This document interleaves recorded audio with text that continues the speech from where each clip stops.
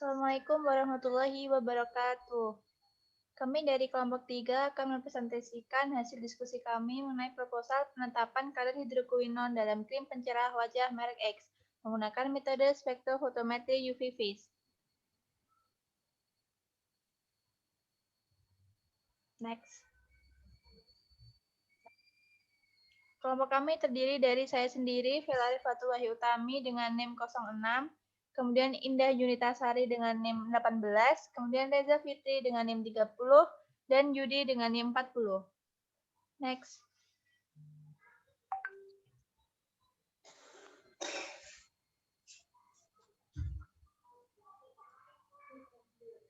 Yang pertama adalah latar belakang. Pada zaman modern ini, sebagian besar wanita mengasumsikan penampilan yang menarik adalah yang memiliki kulit putih. Karena itu, mereka menggunakan berbagai cara, mulai dari perawatan herbal hingga perawatan yang instan, guna memperoleh kepercayaan diri dengan memiliki kulit yang putih. Salah satunya dengan menggunakan produk kosmetik berbentuk krim pencerah yang dipercaya dapat membuat penampilan tubuh menjadi lebih putih dan bersih. Sekarang ini banyak sekali beredar krim pencerah wajah di pasaran yang tidak tahu tingkat keamanan untuk kulit. Menurut Dr. Silviani Sri Rahayu, pemutih yang baik adalah yang aman dan efektif. Mekanisme kerja pemutih kulit adalah dengan menghancurkan epidermis kulit. Bahan dengan merkuri, hidrokuinon, atau steroid terbukti memiliki kinerja yang sangat cepat dalam proses tersebut. Hidrokuinon bekerja dengan menyerap UV dan mengurangi produk melanin, dan dapat membuat bercak hitam pada kulit menghilang sehingga kulit menjadi lebih putih. Namun, keefektifan hidrokuinon mulai diragukan setelah munculnya suatu penelitian yang menunjukkan bukti bahwa hidrokuinon dapat memicu kanker jika digunakan secara terus-menerus dan dalam jangka waktu yang lama. Next.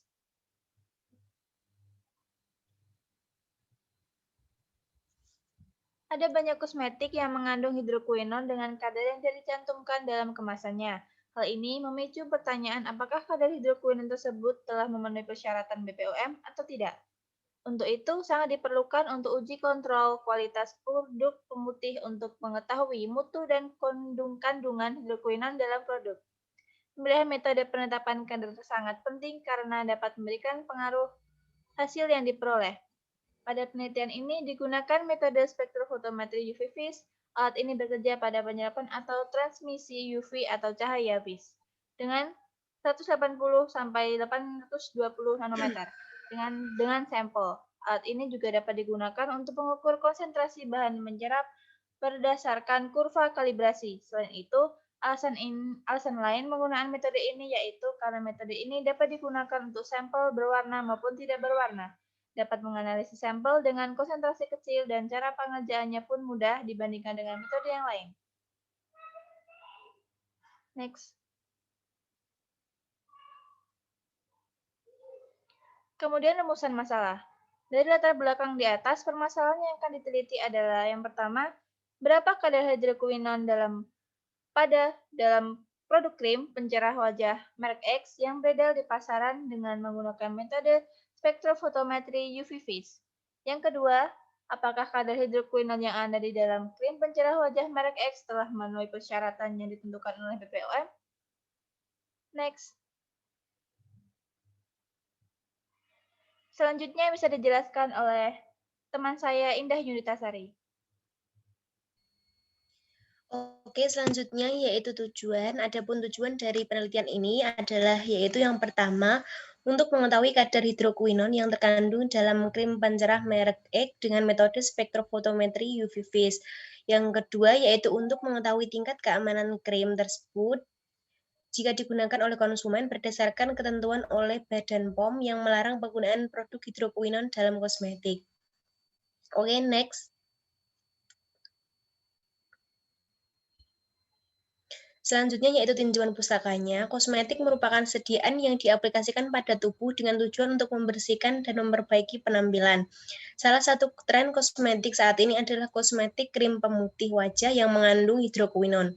Hidrokuinon sendiri merupakan suatu zat yang efektif terhadap pemutih kulit, namun mempunyai efek samping yang merusak jika digunakan dalam jangka waktu yang panjang. Berikut ini adalah struktur dari hidrokuinon. Penggunaan hidrokuinon dalam kulit sangat berbahaya. Hidrokuinon merupakan senyawa yang berpotensi bersifat karsinogenik. Hidrokuinon yang digunakan untuk aplikasi topikal diketahui menyebabkan bahaya yang serius terhadap kesehatan jika digunakan secara berlebihan. Efek samping dari hidrokuinon sendiri paling sering muncul yaitu rasa terbakar pada kulit, iritasi, gangguan area sendi, sehingga dilakukan observasi untuk penggunaan dalam jangka waktu panjang. Next.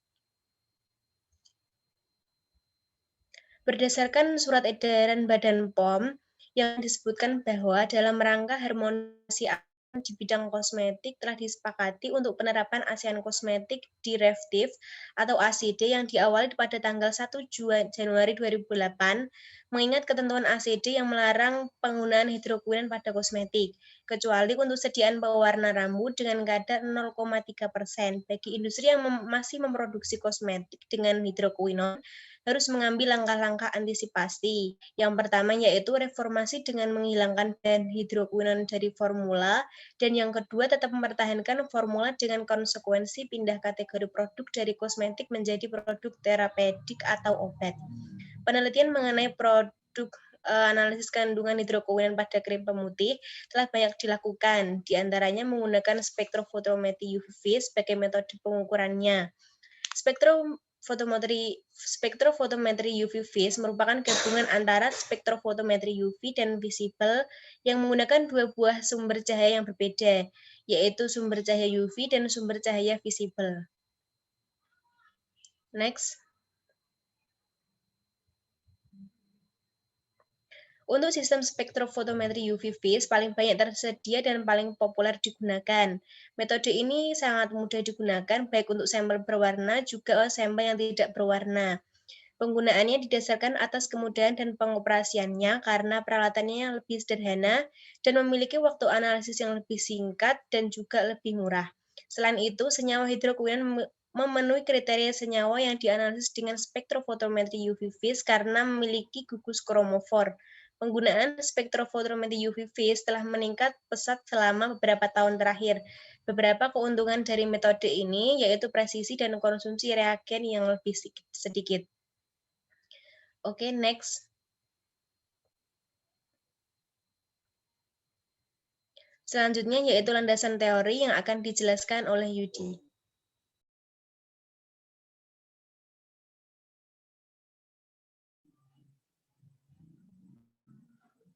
Oke, selanjutnya adalah landasan teori.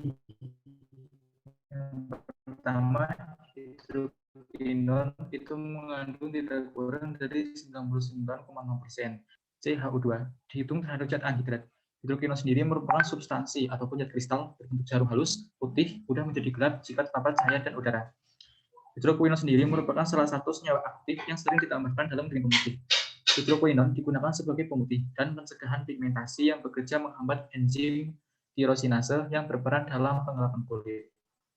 Krim yang mengandung hidrokuinon akan terakumulasi dalam kulit dan dapat menyebabkan mutasi dan kerusakan, sehingga kemungkinan pada pemakaian jangka panjang itu dapat bersifat karsinogenik. Kemudian hidrokuinon lebih dari 2% itu termasuk golongan obat keras yang hanya dapat digunakan berdasarkan resep dokter. Bahaya pemakaian obat keras ini tanpa pengawasan dokter dapat menyebabkan iritasi kulit menjadi merah dan rasa terbakar.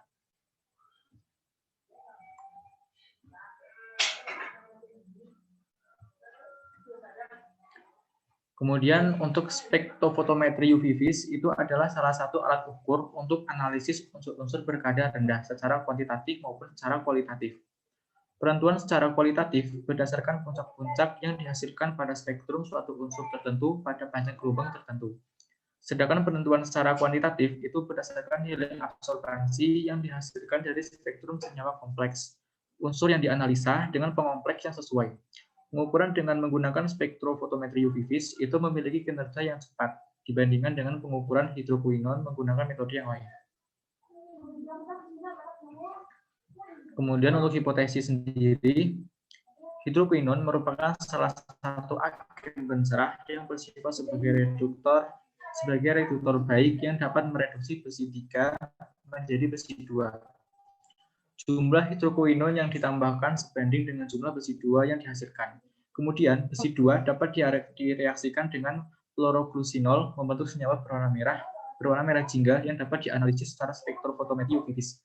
Oleh karena itu, penelitian ini untuk mengetahui metode penetapan kadar hidrokuinon dengan reaksi fluoroglucinol menggunakan spektrofotometri UV-vis, di mana dapat digunakan untuk menetapkan kadar hidrokuinon dalam krim pencerah wajah. Untuk selanjutnya, alat dan bahan akan dibacakan oleh Riza. Baik, selanjutnya alat dan bahan. Alat yang digunakan yaitu spektrofotometer UV-vis, timbangan analitik, penangas air, pipet volume, dan alat-alat gelas. Untuk bahan yang digunakan yaitu sampel penelitian yang berupa krim pencerah wajah merek X. Yang kedua, hidrokuinon 20, 40, 60, 80, 100, dan 120 mikrogram per mili ppm. Yang ketiga, fluoroglucinol 1%. Yang keempat, natrium hidroksida 0,5 N. Yang ke-6, eter. Dan yang ke-7, etanol. Next.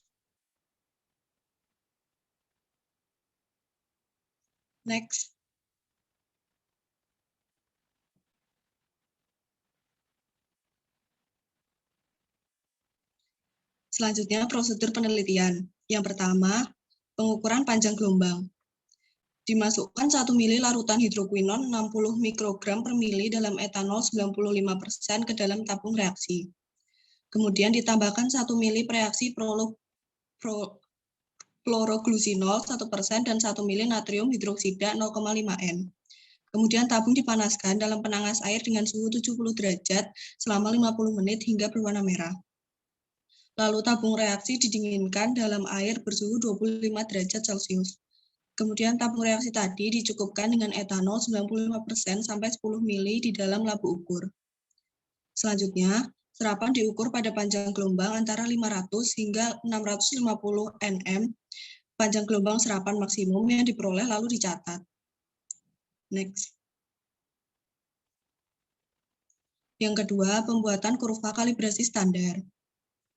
Kurva kalibrasi dibuat dengan konsentrasi yang bervariasi dari 0 hingga 120 mikrogram per mili. Dibuat satu deret larutan standar hidrokuinon dalam etanol dengan kadar yang berbeda, yaitu 20, 40, 60, 80, 100, dan 120 mikrogram per mili dan larutan blanko. Larutan standar dibuat dengan mengencerkan larutan induk 1000 ppm dalam labu 25 mili. Dengan masing-masing jumlah larutan induk yang diambil adalah 0,5, 1, 1,5, 2, 2,5, dan 3 mili. Kemudian ditambahkan aquades hingga tanda batas pada labu ukur 25 mili.